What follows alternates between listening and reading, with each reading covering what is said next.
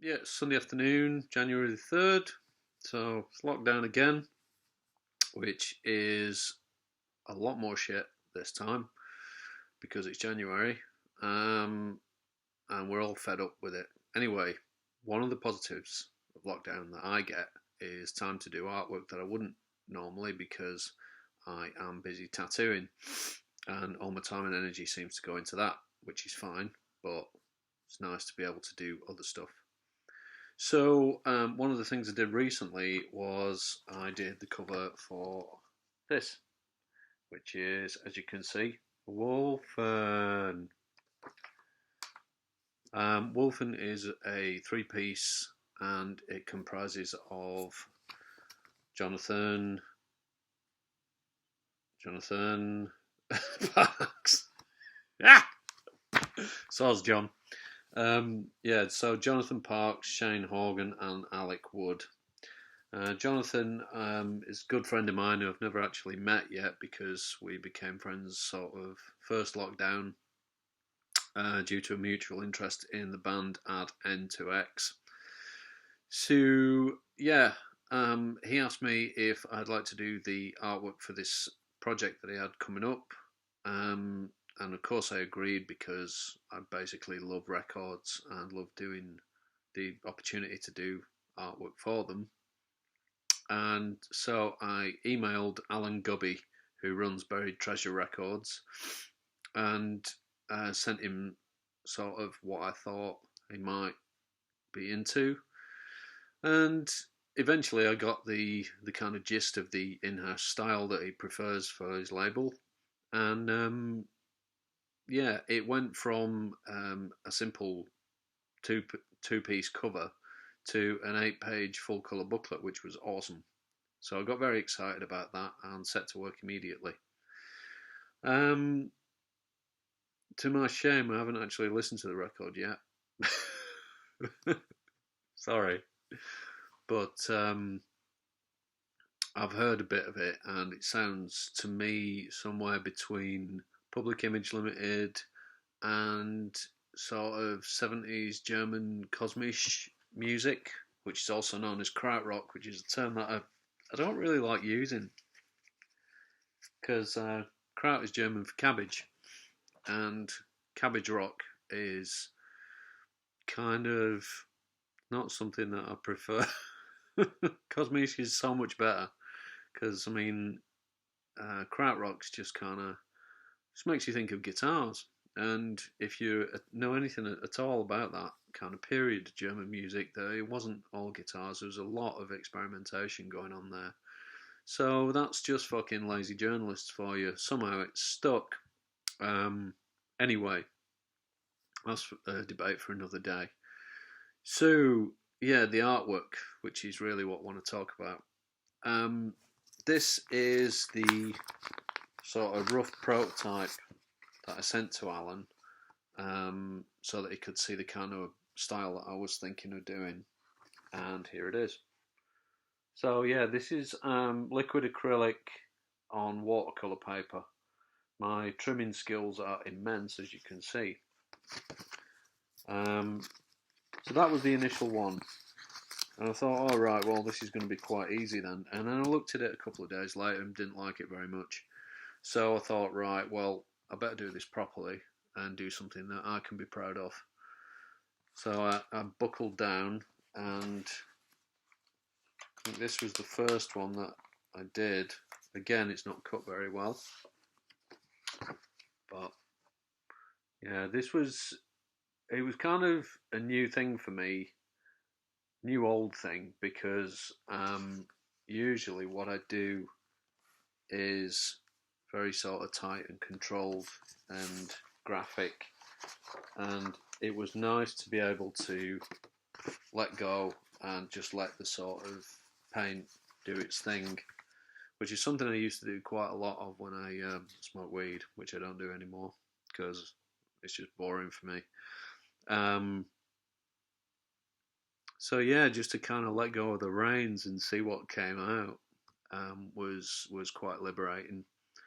So that one, I mean, the more I did it, it sort of As Crumb says, artwork is something that kind of reveals itself to you as you're doing it. So this one, this kind of reminded me of an aerial view of some sort of weird alien landing pad or something like that.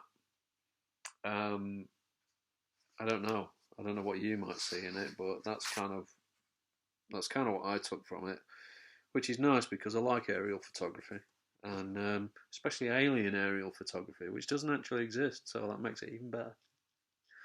Right. So the second one was a very sunny kind of affair, which was this. That, that, that's good. That's all right. So yeah, this was very positive, and as I was doing it, it reminded me of a landscape that I'm quite familiar with in between a place called Arnside and Barrow in Furness in the Lake District. I think it's like the top end of Morecambe Bay, and the tide goes out there for miles. It's just you can't even see it. So if you've been up there on the train, it's an awesome journey. I used to make it a lot when I went to see my dad, and it was one of the best. It was the best bit of the journey for me. So yeah, that came out, and again you've got this sort of weird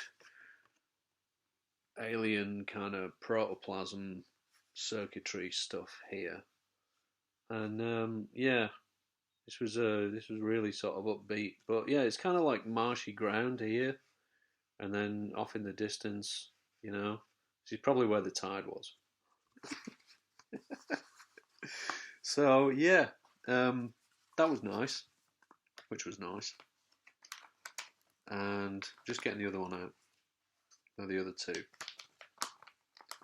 Then I went completely the other way, and I did this one, which ended up as the back cover. And this one was very sort of H.P. Lovecraft kind of portal sort of influenced. I like the really sort of weird veiny blood kind of seeping out there. It was I think it was a subconscious influence from the film The Void, which I recommend you see, um, which is very sort of Lovecraftian kind of horror film. Um, yeah, that was probably one of my favourites out of the eight, and yeah, it's really strong for me as well, especially the triangular shape. I don't know why, I'm just really really into that at the moment. Um, and the next one was this, which was again a kind of an interdimensional. What the fuck was that? It's just my Bluetooth speaker. Soz. So yeah, this was kind of an interdimensional thing. This is kind of like, I don't know. On reflection, it just looks like a black hole's just appeared in some sort of pastoral landscape, and it's just started to um, consume everything in sight. So yeah, as I said, I mean, it just kind of, when I'm doing stuff like that, it does kind of reveal itself as you're doing it, which is one of the great things because I never know where it's going to end up. And yeah, I really like that one. So next to this one, got quite sort of Art Deco. Just sort of like, I mean, I don't know which way up it goes. It's like it's either this way or that way. Doesn't really matter. You could have it that way if you wanted. You could have it that way if you wanted. You chuck it in the fucking bin. I don't care. Yeah. So this is sort of like, um, I don't know. I don't know what this one is. This is more kind of Art Deco influenced, which I'm quite into, and I like the sort of the stripes versus the kind of chaotic, translucent sort of forms here. Yeah, I'm not sure about that one. Couldn't really give you a story for it. This is the one that ended up as the cover, and this is some sort. Again, it has this look of aerial photography to it, but it also reminds me of a sort of a womb kind of thing with like circuitry in it here, and yeah, quite dark as well.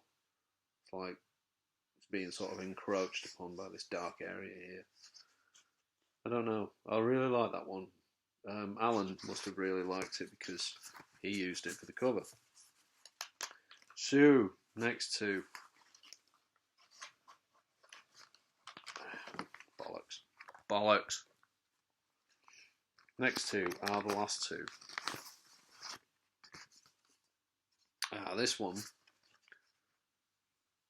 You see, you still can't. Yeah, there you can see the pink on it. You see this? Right, this is the world's pinkest pink, which I bought from